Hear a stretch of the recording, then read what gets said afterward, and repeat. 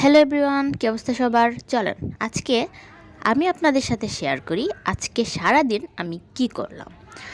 তো কথা না বাড়িয়ে চলেন মূল ভিডিওতে চলে যাই। তো স্বাভাবিকভাবে সকালের নাস্তাটা সেরে নিলাম, এরপর চা।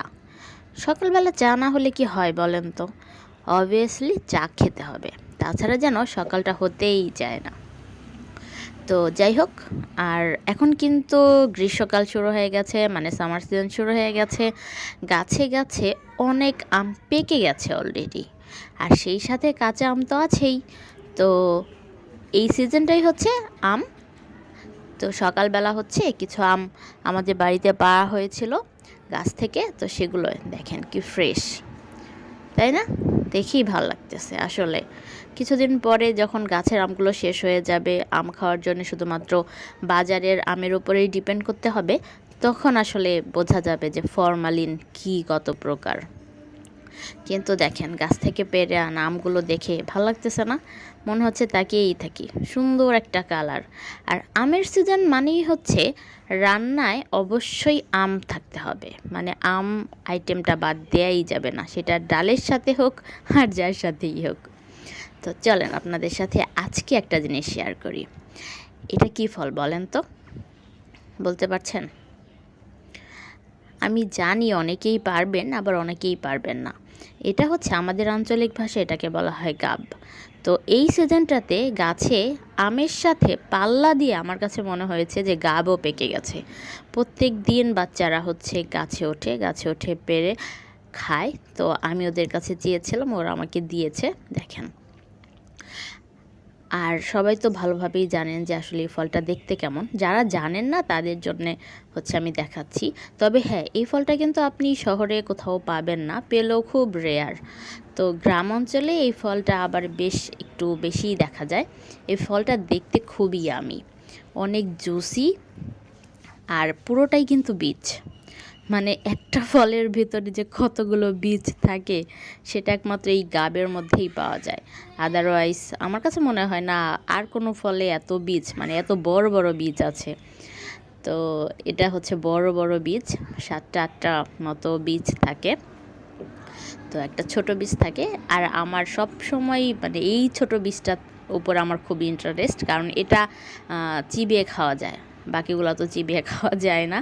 তো ছোট্ট একটা বীজ থাকে অনেক সময়, সবগুলোতে থাকে না, তবে প্রায় গাবের মধ্যেই থাকে। তো এই জিনিসটা আমার খুব ভালো লাগে, এটা আমার খুব পছন্দ। তো যাই হোক, গাব খাওয়া পরে মেহেদি পাতা পেরেছি, দিয়ে দেখেন একদম গাছের ফ্রেশ মেহেদি পাতা।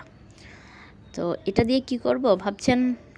হাতে দেব না, হাতে দেব না, এটা দিয়ে আমি আসলে একটা হেয়ার প্যাক বানাবো।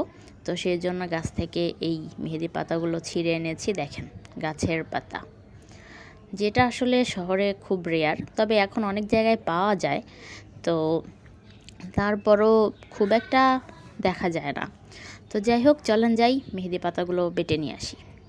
এই যে আমি মেহেদি পাতা বেটেছি, আর আমি পরিমাণে একটু কম নিয়েছি, কারণ হচ্ছে আমি এর সাথে আরও কিছু ইনগ্রেডিয়েন্টস অ্যাড করব, যেমন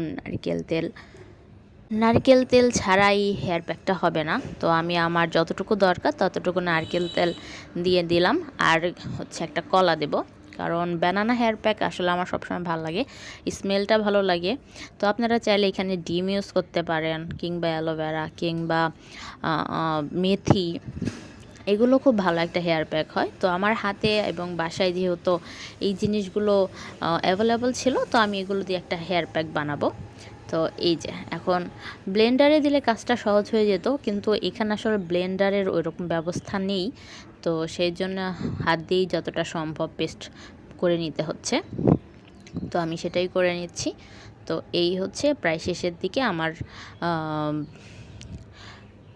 হেয়ার প্যাক তৈরি করা।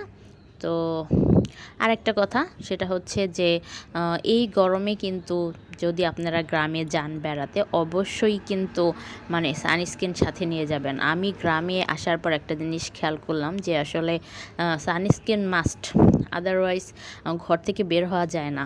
কারণ যখন বৃষ্টি হয় তখন তো বৃষ্টি হয়, কিন্তু যখন বৃষ্টি চলে যায়, রোদ ওঠে, তখন অনেক রোদ ওঠে, মানে কি বলবো, খুবই অতি অতিরিক্ত মাত্রায় হচ্ছে টেম্পারেচার বেড়ে যায়। তো এই গরমে সবাই একবার গ্রামে আসবেন আম খেতে। আর অবশ্যই অবশ্যই আমার চ্যানেলটাকে সাবস্ক্রাইব করবেন, লাইক করবেন, শেয়ার করবেন অ্যান্ড অবশ্যই ভালো থাকবেন। আল্লাহ হাফেজ।